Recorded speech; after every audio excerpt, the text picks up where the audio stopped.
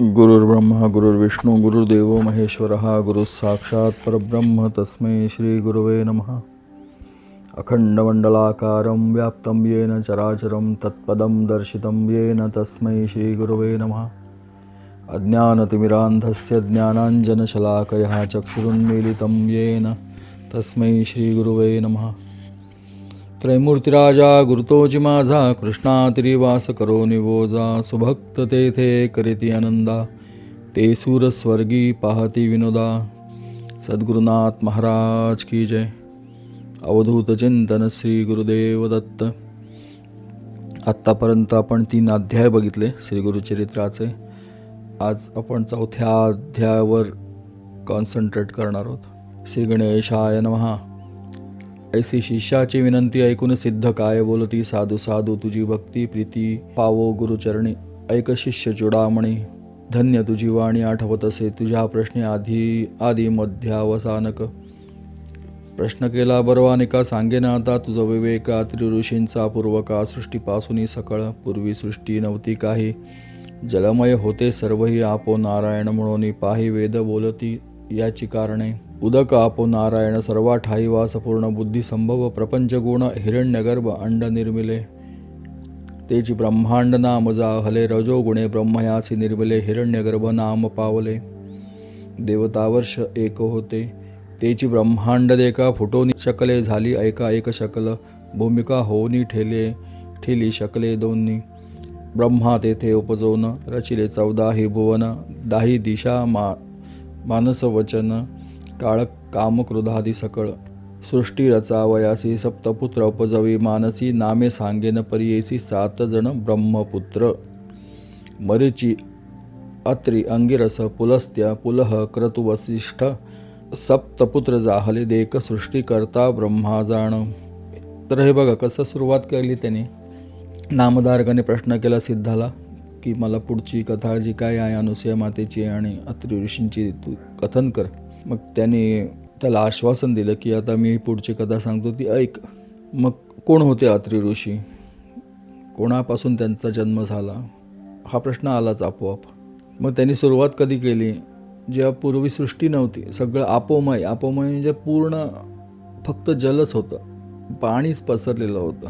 आणि त्यामध्ये आपो नारायण म्हणजे तिथे वटपत्रशयनी फक्त भगवान महाविष्णू होते. उदक आपो नारायण सर्व ठाई वास पूर्ण.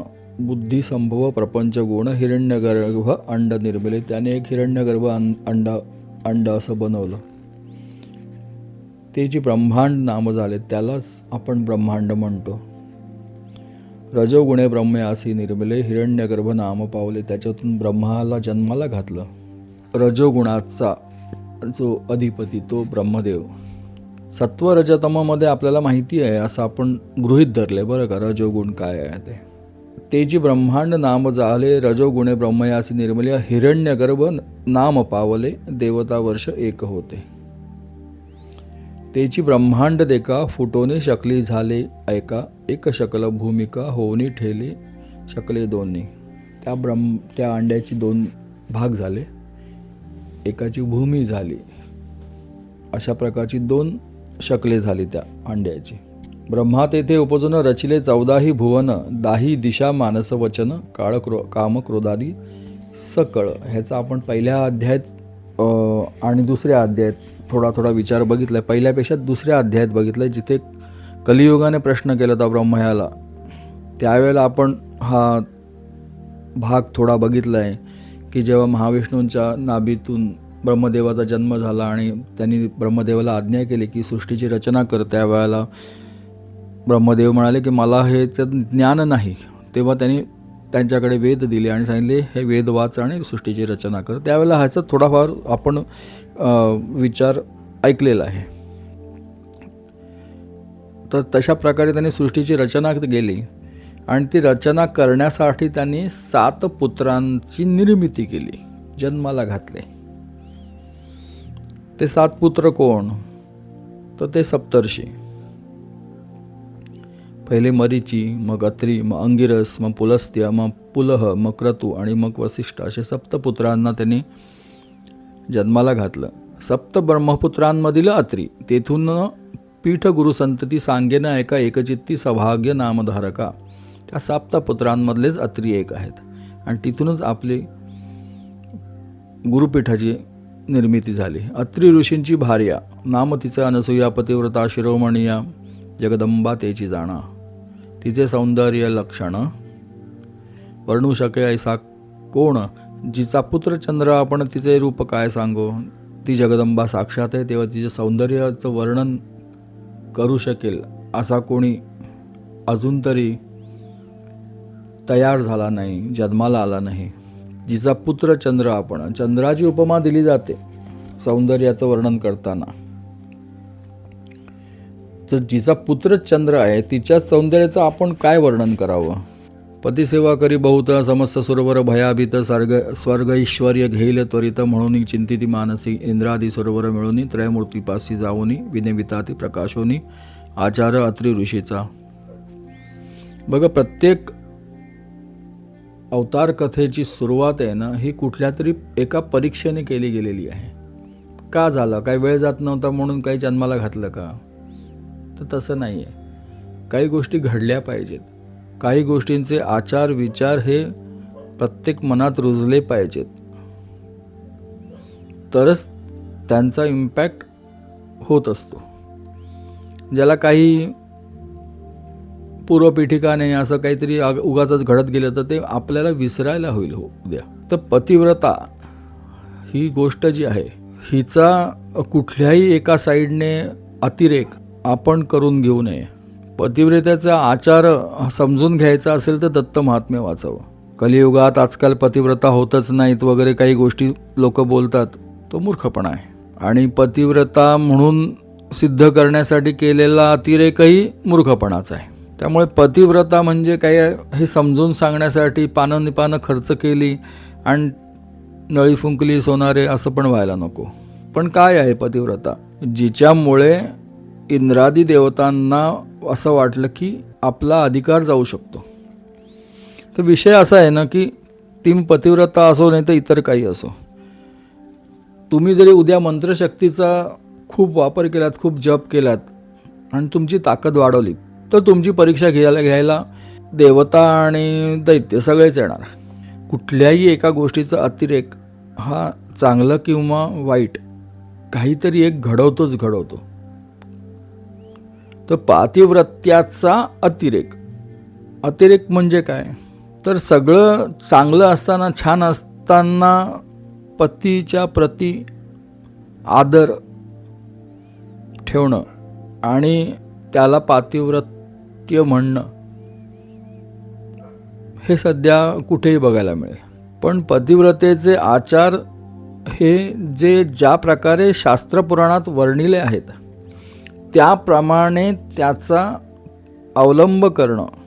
मग परिस्थिती कुठलीही असू दे, ती परिस्थिती तुम्हाला पूरक असेल किंवा नसेल, तरीही पातिव्रत्य ज्या प्रकारे वर्णिलेलं आहे शास्त्रपुराणात त्याप्रमाणे त्याचा पाठपुरावा करणं, ह्या दोन भिन्न गोष्टी आहेत. सगळं छान असताना पातिव्रत्य सांभाळणं आणि जेव्हा परीक्षा घ्यायला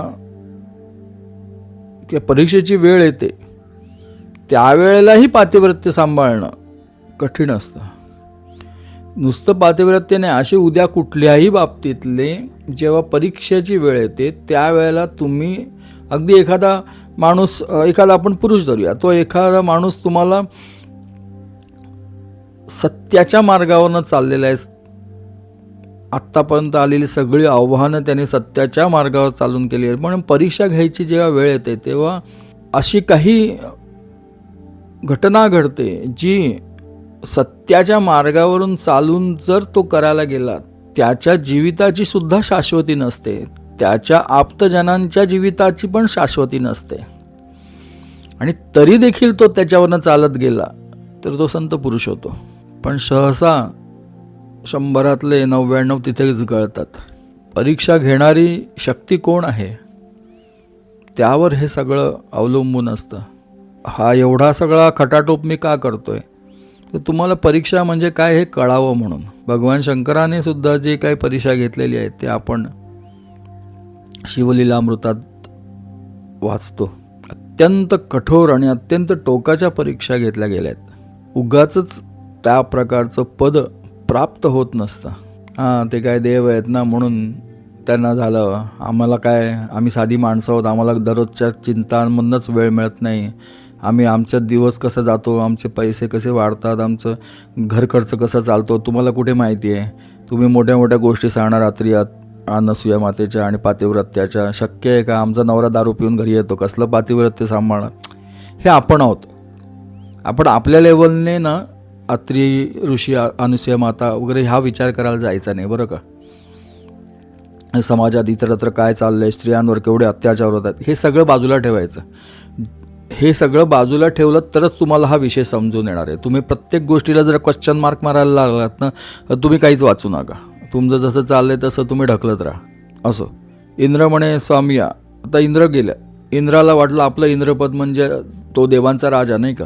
मग आपलं इंद्रपदाला धोका निर्माण झाला आहे का, तर अनुसूया मातेचं पातिव्रत्य एवढं वाढलं की उद्या तिने सांगितलं स्वर्गाचा अधिकार माझ्याकडे दे. म्हणजे पुण्याही केवढी वाढली बघा की इंद्र पद धोक्यात आलं. मग तो कोणाकडे गेला? त्रयमूर्तींकडे गेला. त्रयमूर्ती म्हणजे ब्रह्मा विष्णू महेश. आणि काय म्हणाला की त्यांनी आत्री ऋषींचा आणि अनसूया मातेचा एकंदर आचार विचार सगळं सांगितलं आणि सांगितलं की पतिव्रता स्त्री अनसूया आचार तिचा सांगो का या तुम्हा प्रतिविस्तारोनी पतिसेवा करी भक्तीसी मनोवाक्काय कर्म मनोवाक्काय मानसी अतिथी पूजा महाहर्षी विमुख नवे कवणे काळी. तिचा आचार देखून सूर्य भीत असे गगनी उष्ण तिजला होईल म्हणून मंद मंद तपत असे वगैरे. अग्नी झाला भयाभीत शीतळ असे वर्तत वायू झाला भयचकित मंद मंद वर्तत. असे त्यांनी असं मोठं वर्णन केलं की तिला घाबरून अग्निसुद्धा शीतळ झाला आहे म्हणजे थंड होत चालला आहे, वायू पण घाबरतोय. हे असं अतिरंजित वर्णन केलं की काय व्हायला लागलं आहे. ह्याच्यातलं काहीच अनुसूया माता करत नव्हती बरं का. ती फक्त तिचा आचारधर्म व्यवस्थित सांभाळत होती आणि अत्री ऋषी तप करत होते. त्यांच्या डोक्यात ना स्वर्गाचा मोह होता, ना त्यांना कोणाला काही घाबरवायचं होतं, ना त्यांना कुठलं पृथ्वीचं किंवा ब्रह्मांडाचं राज्य हवं होतं. हे आमच्यावर कसा काय प्रसंग येऊ शकतो ह्याचं वर्णन इंद्रदेवाने भरपूर केलं आहे. आणि इंद्रदेवाचे ज्या काही गोष्टी आहेत ना त्या अशाच असतात. सगळ्या पुराणांमध्ये ह्याच गोष्टी आहेत. ह्याची परीक्षा घेतली, त्याची परीक्षा घेतली, काय येऊन जाऊन काय तर इंद्रपद आपलं सिंहासन सांभाळायचं. मग त्यांनी असं हे अतिरंजित सगळं वर्णन केलं जो अत्री आणि अनुसूया मातेच्या डोक्यात साधा विचारही नव्हता. ते त्यांनी सांगितलं उद्या ह्याने आमचं सगळं राज्य घेतील आणि हे सर्वे सर्वा होऊन बसतील आणि मग ते आपल्याला कठीण जाईल वगैरे. नेणो घेईल कवणस्थान कोण्या देवाचे हिरोन एखाद्या ते वर देता जाणं तोही आमुते मारू शके. यासी करावा उपाय तू जगदात्मा देवराय जाईला आमचा स्वर्ग ठाय म्हणून आलो तुम्हा सांगो. बरं हे सांगितल्यानंतर काय मला न करायला जरी उपाय आहे असे सेवा करू आम्ही तिसी तिचे द्वारी अहर्निशी राहू चित्त धरून या. तुम्ही जर ह्याच्यावर काय उपाय करणार नसाल तर मग आम्ही तिच्या दरवाजात जातो आणि तिची सेवा चाकरी करतो. म्हणजे कसं बघा चॅलेंजेस करायचा डायरेक्ट त्रयमूर्तींना की तुम्ही जर ह्याच्यावर काय उपाय केला नाहीत. आता कशावर उपाय करायचा आहे? त्या दोघांनी काय कोणाचं दैत्यांसारखं अहित केलं आहे का जगाचं? ते दोघंजणं आपापल्या आहेत त्या आश्रमात राहून ते आपला आपला आचारमार्ग सांभाळत आहेत. तर ह्याच्या पोटात दुखायला लागलं की त्यांचं त्या पातिव्रत्यामुळे आणि आत्री ऋषींच्या तपामुळे त्यांची ताकद वाढत चालली आहे. ही एक हीन भावना इंद्राच्या ठिकाणी निर्माण झाली की माझ्यासारखा पुण्यवान आणि ताकदवान दुसरा कोणी असता का म्हणे. म्हणून त्यांनी हा सगळा खटाटोप केलाय आणि सांगितलं जर तुम्ही काही करणार नसाल तर आम्ही जाऊन तिचीच चाकरी करतो, आम्ही तुम्हाला भजणार नाही. आता हे त्यांनी कोणाला सांगितलं? त्रयमूर्तींना. ते कोण आहे? जगाचे बाप आहेत. ते इंद्राचे पण बापच आहेत. त्यांनी पण लगेच आपण खूप रागावलो वगैरे असा भास निर्माण केला. त्यांना असं वाटलं की इंद्राला त्याची जागा दाखवून द्यायला हवी. मग आता कशी दाखवून द्यायची, याचा लय फूट असं तर म्हणणार नाहीत. मग त्याच्याच मार्गाने जाऊन त्याचे दात घशात कसे घातले ते बघा. तो हा सगळा अध्याय आहे. अशा विचाराने वाचला तर तुम्हाला मजा येईल ऐकताना. ऐसे ऐकून त्रयमूर्ती महाक्रोध कापती, चला जाऊ पाहू कैसी सती म्हणती आहे पतिव्रता. आता म्हणे त्रयमूर्ती म्हणाले, कोण आहे पतिव्रता, बघू जाऊन एकदा. अरे ज्याने जन्माला घातले त्यांना असं वाटेल का. व्रतभंग करून तिसी ठेवून येऊ भूमिसी अथवा वैवस्वतालयासी पाठवू म्हणून निघाले. तिचा आपण जाऊन व्रतभंग करूया. म्हणजे कुठला पतिव्रता आहे, तिचं ब्रीद आहे, तर त्याचा भंग करूया आपण. कळलं की नाही. आणि मग तिला दाखवूया की नाही तू काय पतिव्रता वगैरे काय नाही, आणि तिचं जागा तिला दाखवू. असं त्यांनी कोणासमोर सांगितलं, इंद्रासमोर आणि इतर देवतांसमोर. मग त्यांना जरा मनातल्या मनात आनंद झाला. दुसऱ्याचं वाईट होतं हे बघून फक्त मनुष्यालाच आनंद होत नाही, देवांना देखील होतो. म्हणून ते कनिष्ठ देव आहेत. सत्व पहावया सतीचे त्रयमूर्ती वेश भिक्षुकाचे, आश्रमा आले अत्रीचे अभ्यागत होणे. अभ्यागत म्हणजे अतिथी होऊन आले. बरं, काय वेळ साधली त्यांनी. अत्री ऋषी जेव्हा तपाला गेले होते बाहेर. सत्व पहावया सतीचे त्रयमूर्ती वेश भिक्षुकाचे, आश्रमा आले अत्रीचे अभ्यागत होऊन ऋषी करू गेला अनुष्ठान मागे आले. त्रयमूर्ती आपण अनुसूयेसी आश्वासून अतिथी आपण आलो म्हणते.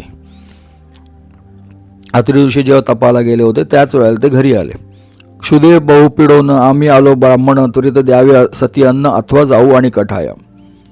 ब्राह्मण होऊन आले, भिक्षुक होऊन आले आणि सांगितलं आम्हाला, आम्ही क्षुधेने एकदम पीडित आहोत. क्षुधा म्हणजे आम्हाला खूप भूक लागलेली आहे, आम्हाला सहन होत नाही आता, तर आम्हाला त्वरित अन्न द्या.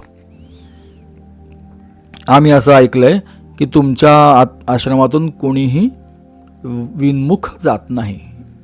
विनमुख म्हणजे कधी कोणी आला आणि तुम्ही अन्न घातलंच नाहीत असं आत्तापर्यंत तरी झालं नाही. सदा तुमच्या आश्रमात संतर्पण अभ्यागता ऐकू आली, कीर्ती विख्यात म्हणून आलो अनसूये. इच्छा भोजनदान तुम्ही देता म्हणून ऐकले आम्ही, ठाकून आलो याची कामी. याची वेळी ठाकून आलो याची कामी, इच्छा भोजन मागाव्या. इच्छा भोजनदान तुम्ही देता म्हणून ऐकले आम्ही, ठाकून आलो याची कामी, इच्छा भोजन मागाव्या. इच्छा भोजन म्हणजे काय सांगा. नुसतं भोजन द्यायचं नाही आहे, जी मनात कामना आहे त्या अतिथीच्या त्याप्रमाणे भोजन द्यायचं. त्यांनी सांगितलं मला सुवर्ण ताटात द्या, तर सुवर्ण ताटातच द्यायचं. तुमच्या घरात डाळ भात शिजवल्या तो तसा वाढायचं नाही आहे भिक्षुकाला. भिक्षुक म्हणतो मला असं पाहिजे, मला तसं पाहिजे, मला गुलाबजाम पाहिजेत, मला नुसतं वरण भात नको, दाल तडका हवं, तर तसं द्यायचं त्याला. त्याला इच्छा भोजनदान म्हणतात. एक घ्यायचं तर घेण्याचं चल फूट असं नाही म्हणायचं.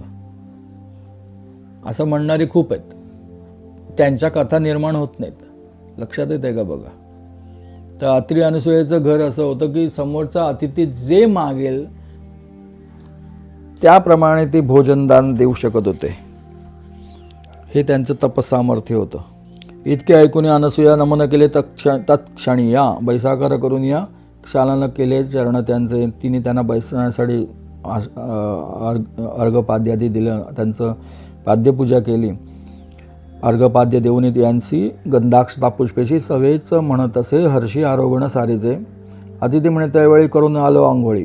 ती म्हणाली तुम्हाला अर्घपाद्य वगैरे दिलं आणि त्यांनी सांगितलं तुम्ही आरोगण म्हणजे तुम्ही स्नानादी करून या. आपण हा भाग अंबरीशाच्या वेळेला आपण बघितला. दुर्वास मुनी आले तेव्हा त्यांनी त्यांना सांगितलं तुम्ही स्नानादी करून या, मग तुम्हाला मी भिक्षा करतो. तेच आत्ता अनसूया मातेने सांगितलं.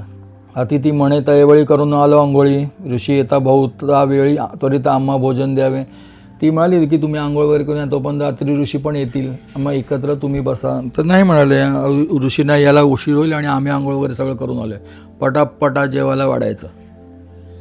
वासना पाहुणे अतिथी ते काय केले पतिव्रते ठाया घातले, त्वरित बैसाकार केला देखा. वासना म्हणजे त्यांची आत्ता त्यांना भूक लागली आहे, त्यांना आत्ता अन्नाची अत्यंत आवश्यकता आहे हे बघितलं आणि तिने बैसाकार म्हणजे बसायला आसने घातली. बैसवोनिया पाटावरी घृतेसी पात्र अभिदारी घेऊन आली. आपण क्षीरी शाक पाकत वेळी सगळं अन्न ती घेऊन आली अनसूया माता. तिसे म्हणत म्हणती, अहो नारी आम्ही अतिथी आलो दुरी, देखून तुझे स्वरूप सुंदरी, अभिष्ट मानसी आणि कस वसे. इथे सगळा मोठा घोळ आहे बरं का. ह्याच्यावर अनंत गोष्टी लिहिल्या गेल्या आहेत. आणि काय सांगितलं आपण आहे तसं, जसं लिहिलं आहे गुरुचरित्रात तसं वाचूया बरं का. आपण उगाच त्याचे काहीतरी वेगवेगळे अर्थ काढायला नको. त्यांनी काय सांगितलं, उद्या इंद्राने आणि म्हणायला नको हां तुम्ही ना पहिल्यापासूनच त्यांना पार्शल होता म्हणून तुम्ही तिला जमेल अशीच परीक्षा घेतली, असं इंद्राच्या डोक्यात असे मूर्ख विचार यायला नकोत. म्हणून यांनी टोकाची परीक्षा घ्यायची ठरवलं. कारण त्यांना माहीत होतं की जे परीक्षा देणार आहेत ना ती साक्षात जगदंबा आहे. तर त्याच्यामुळे त्रैमूर्तींच्या डोक्यात काही विषय नव्हता की नापास बिपास होईल वगैरे. पण इंद्रासारखं जे काय मूर्ख देवता होत्या ना त्यांना वाटावं की टोकाची परीक्षा घेतली. मग त्यांनी काय सांगितलं की तुम्ही दिसायला सुंदर आहात तर नग्न भिक्षा करावी. नग्न भिक्षा म्हणजे विवस्त्र अवस्थेत आम्हाला भिक्षा करावी. आता आली का पंचायत. पतिव्रता नारीचे जे काही नियम आणि जे आहे शास्त्रांमध्ये सांगितलेले नियम जाऊ देत, पण आता सुद्धा कलियुगात सुद्धा तुम्हाला असं कधी कुठे दिसणार नाही. सहसा ज्या गृहिणी असतील त्यांच्या डोक्यात कोणाच्या मनात विचार येणार नाही. त्यांची वस्त्र काही असेल, साडी नेसतील नाही तर पंजाबी ड्रेस घालतील, पण वस्त्र नेसूनच त्या घरात असणार आहेत नाही का. मग ह्यांनी काय मागितलं, विवस्त्र अवस्थेत अन्न वाढा. आता पंचायत काय आली की पतिव्रतेच्या आचार विचारांमध्ये ही गोष्ट बसतच नाही. मग ती जर विवस्त्र अवस्थेत त्याने वाढलं तर पातिव्रत्याचा बोज्जा होणार आहे. आणि नाही दिलं अन्न, असं मी देऊ शकत नाही म्हटलं तर जी दुसरी कीर्ती आहे त्यांची की ह्यांच्या आश्रमातून कोणीही कधी विनमुख गेला नाही, भुकेला कोणी परतला नाही.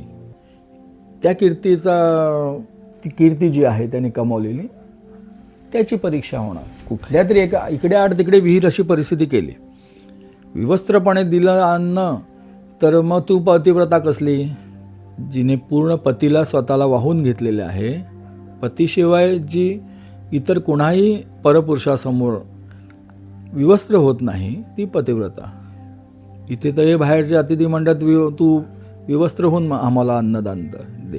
बरं नाही म्हणावं पातिव्रत्याचं रक्षण करायला, तर ह्यांच्या आश्रमातून अतिथी विन्मुख गेले. त्यांनी सांगितलं तू जर तसं नसेल वाढणार तर आम्ही निघून दुसऱ्यांच्या घरी जाऊ भिक्षा घ्यायला. या दृष्टीने बघितलं तर किती टोकाची परीक्षा घेतली जाते परमेश्वराकडनं हे तुम्हाला कळेल. नग्न होणे आम्हासे अन्न वाढावे परियेसी, अथवा काय निरोपदेशी आम्ही जाऊ नाही तरी. ऐकुनी द्विजांचे वचन अनसूया करी चिंतन आले, विप्र पहावया मन कारणिक पुरुष होतील. तिला लगेच कळलं असलं काहीतरी करणारे कोणते आंडूपांडू असणार नाहीत. कारणिक पुरुष म्हणजे साक्षात परमेश्वर आहे. पतिव्रता शिरोमणी विचार करी अंतकरणे, अतिथी विमुख तरी हानी, निरूप केवी लवंगू. तिला कळलं आहे ही परीक्षा घेतली आहे. विवस्त्र होऊन वाढलं तर पातिव्रत्याचा अपमान झाला,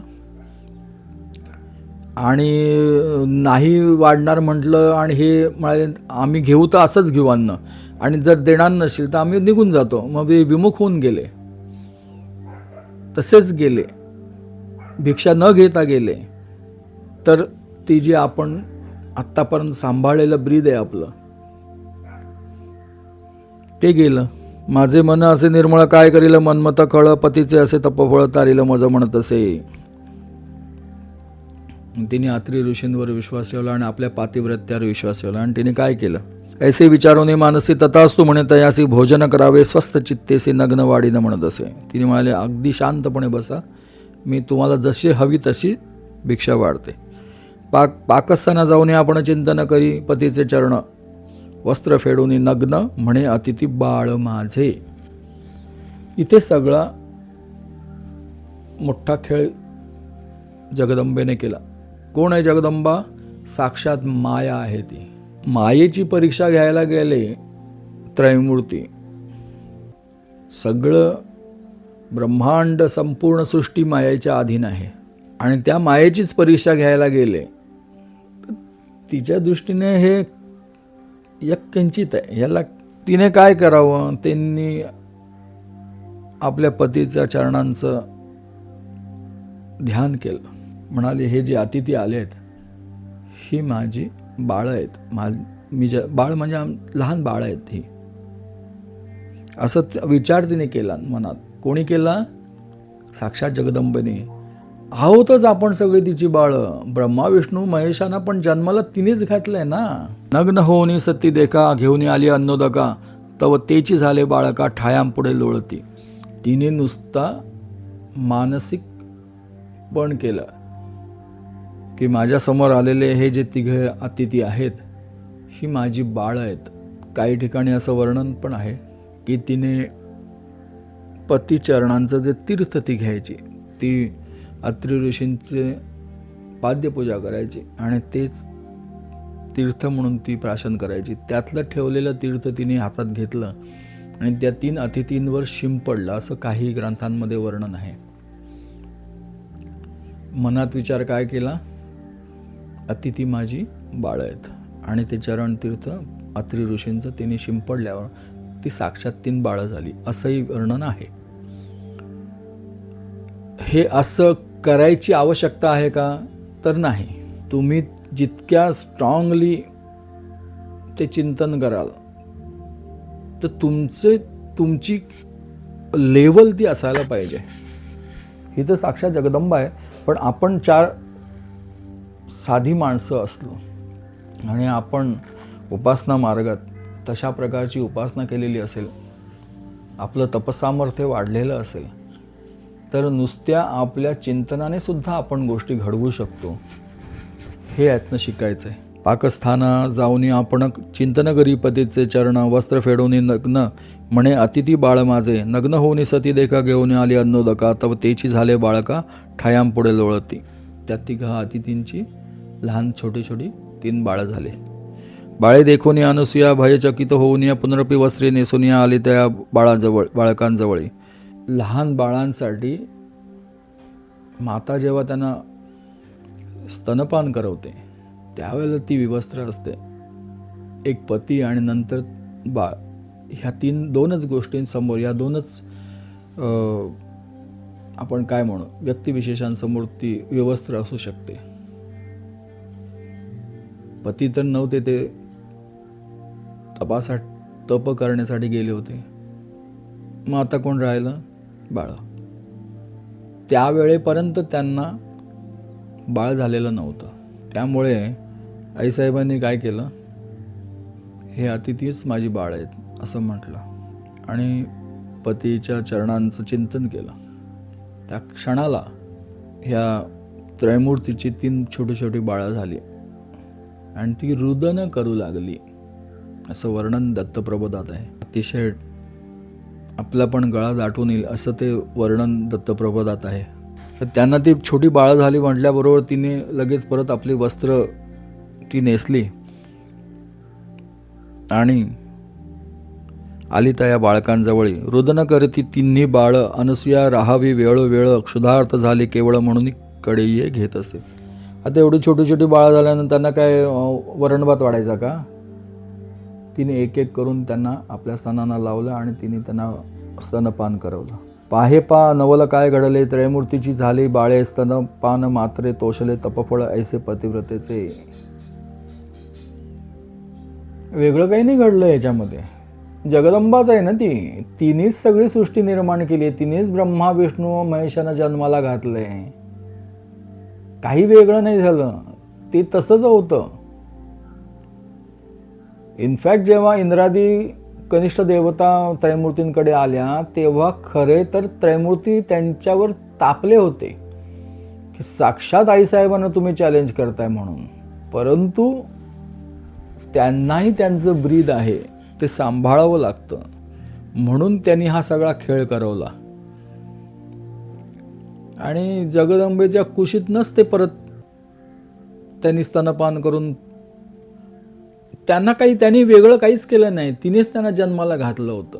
थोडं वेगळ्या अर्थाने गुरुचरित्र वाचायचा प्रयत्न करत चला. डोकं गहाण ठेवून नका वाचू. त्यासाठी हे ग्रंथ नाही आहेत. तुमच्या विचारांमध्ये बदल घडला पाहिजे. वर्णन काय केलंय पहा. पाहे पा नवल काय घडले, त्रयमूर्तीची झाली बाळे, स्तनपान मात्र तोषले, तपफळ ऐसे पतिव्रतेचे. ज्याचे उदरी 14 भुवन, सप्त समुद्र वडवाग्नि जाण, त्याची क्षुधा निवारण पतिव्रता स्तनपाने. चतुर्मुख ब्रह्मयासी सृष्टी करणे अहर्निशी, त्याची क्षुधा स्तनपानेसी केवी झाली निवारण. भाळाक्ष कर्पूर गौर पंचवक्त्र काळाभिरुद्र, स्तनपान करवी अनसूया सुंदर तपस्वी अत्री ऐसा. तिन्ही देवतांचं वर्णन आहे. आणि त्यांची क्षुधा निवारण म्हणजे त्यांची भूक कशाने शमली, तर स्तनपान मात्रे, मातेच्या स्तनपान मात्रे म्हणजे तिने त्यांना आपल्या स्तनाला लावून जे दुग्धपान त्यांना करवलं, त्यांनी त्यांची क्षुधा म्हणजे त्यांची भूक भागली.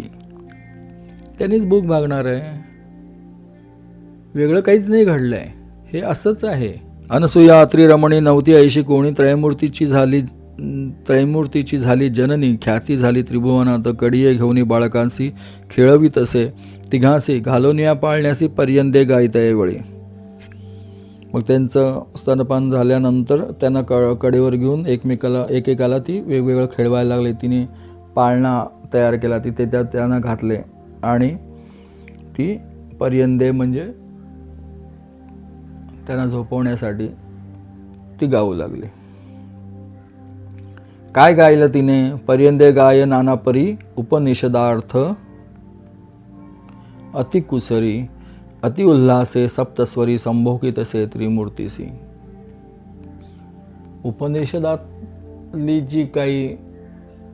ज्या काही ओव्या असतील त्या ती गात होती.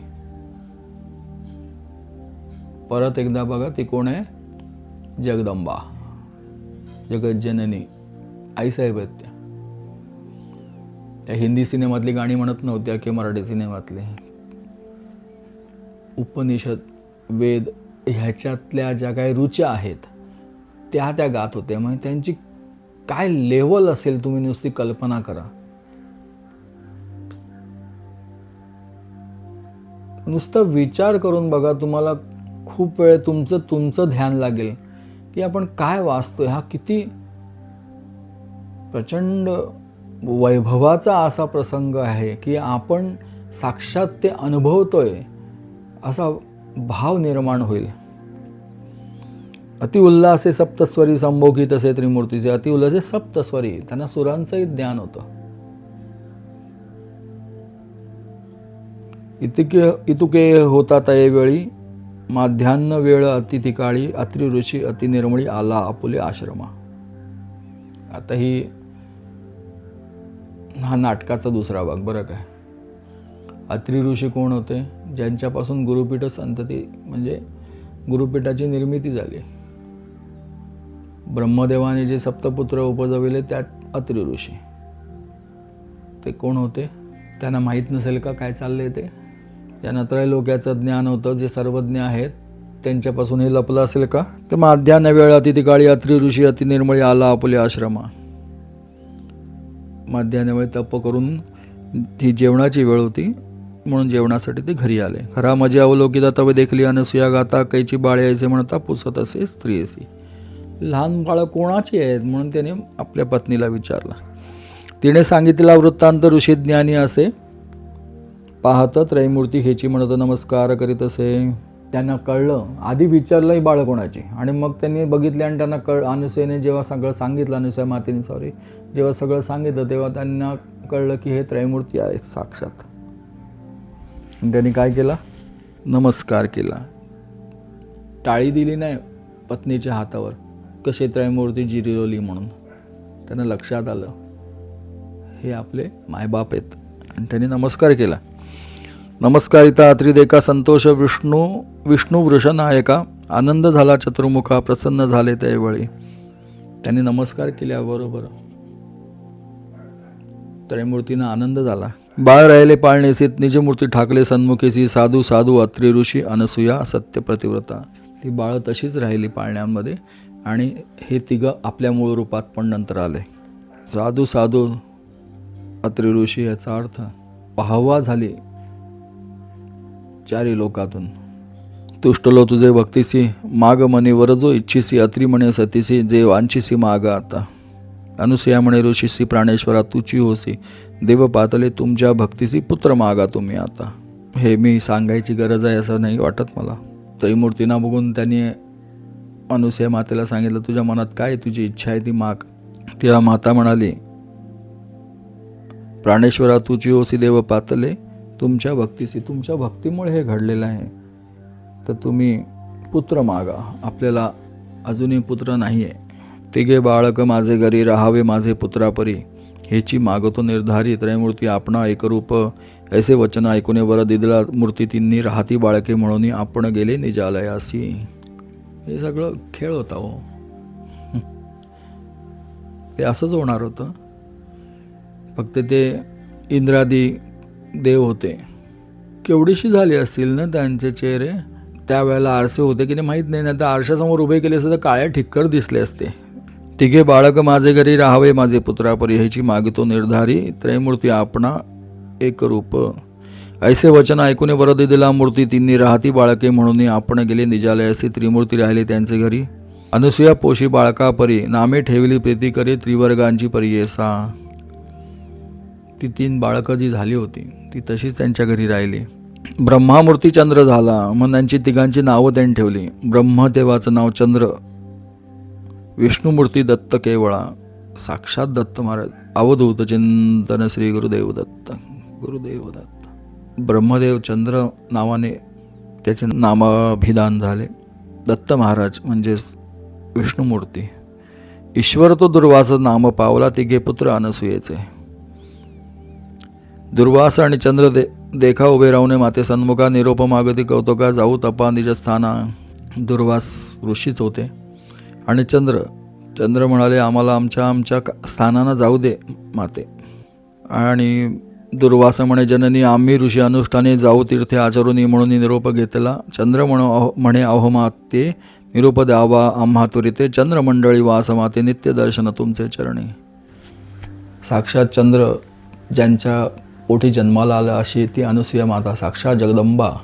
आपण आज वाचतोय आपण किती भाग्यवान आहोत की हे आख्यान आपण वाचू शकतोय. तर दुर्वास ऋषी तपासाठी निघून गेले आणि चंद्र म्हणाला माझा वासच चंद्रमंडळी आहे नित्य तुमचं मी दर्शन घेईन. किती सुंदर भावना आहे बघा. मी चंद्रमंडळातून माते तुम्हा दोघांचं चरणांचं दर्शन मी घेत राहीन. तिसरा दत्त विष्णुमूर्ती असेल तुमचे धरुनी चित्ती त्रयमूर्ती तोची निश्चिती म्हणूनही सांगती ती येसी. आणि तिसरा दत्त महाराज तुमच्या घरी राहतील आणि आम्ही तिघं एकच आहोत. त्याच्या ठाई आम्ही दोघं असणार आहोत. असेल तुमचे धरुनी चित्ती त्रयमूर्ती तोची निश्चिती म्हणून सांगती ती येसी. त्रयमूर्ती जाण तोची दत्त त्रयमूर्ती जाण तोची दत्त सर्व विष्णुमय जगत राहिले तुमचे धरुनी चित्त विष्णुमूर्ती दत्तात्रेय. त्रयमूर्ती राजा गुरु तोची माझा कृष्णात वास करो निवोजा. सुभक्त तेथे करीती आनंदा ते सूर स्वर्गी पाहती विनोदा. सद्गुरुनाथ महाराज की जय. त्रयमूर्ती ऐक्य होऊन दत्तात्रेय राहिला आपण दुर्वास चंद्र निरोप घेऊन गेले स्वस्थाना. दत्त महाराज राहिले अत्री अनुसूयेच्या घरी आणि चंद्र आणि दुर्वास आपापल्या स्थानाला निघून गेले. अनुसूयेचे घरी देखा त्रयमूर्ती राहिली मूर्ती एका. नाम दत्तात्रेय एका मूळ पीठ श्री गुरुचे दत्तगुरु. अवधूत चिंतन श्री गुरुदेव दत्त. ऐशा परिसिद्ध देखा कथा सांगे नामधारका संतोषे प्रश्न करी अनेका पुसत असे सिद्धासी. जय जय सिद्ध योगेश्वरा. भक्तजन मनोहरा तारक संसार सागरा ज्ञानमूर्ती कृपा सिंधू तुझे प्रसादे मज ज्ञान उपजले सहज तारकामुचा योगीराज विनंती माझी परियेसा. दत्तात्रेयाचा अवतारू सांगितला पूर्वा पारू पुढे अवतार झाले गुरु कवणे परी निरोपीजे. विस्तारून आम्हासी सांगा स्वामी कृपेसी अवतार त्रिमूर्तीसी अनुक्रम्य निरोपावे म्हणे सरस्वती गंगाधरू. हे कथा ऐकल्यानंतर नामधारकाला साहजिकच प्रश्न आला की दत्त महाराजांचे अवतार आम्हाला तुम्ही सांगा अशी विनंती त्यांनी केली सिद्धांकडे. आणि इथेच आपला हा 4था अध्याय आज संपतोय. म्हणे सरस्वती गंगाधरू पुढील कथेचा विस्तारू ऐकता होय मनोहरू. सकळाभीष्टे साधती इति श्री गुरुचरित्र परमकथा कल्पतरौ श्री नृसिंह सरस्वत्युपाख्याने सिद्धनामधारक संवादे अनसूया उपाख्यानम नाम चतुर्थोऽध्यायः श्री दत्तात्रेयार्पणमस्तु श्री गुरुदत्तात्रेयार्पणमस्तु। दिगंबरा दिगंबरा श्रीपादवल्लभ दिगंबरा दिगंबरा दिगंबरा श्रीपादवल्लभ दिगंबरा दिगंबरा दिगंबरा श्रीपादवल्लभ दिगंबरा दिगंबरा दिगंबरा श्रीपादवल्लभ दिगंबरा।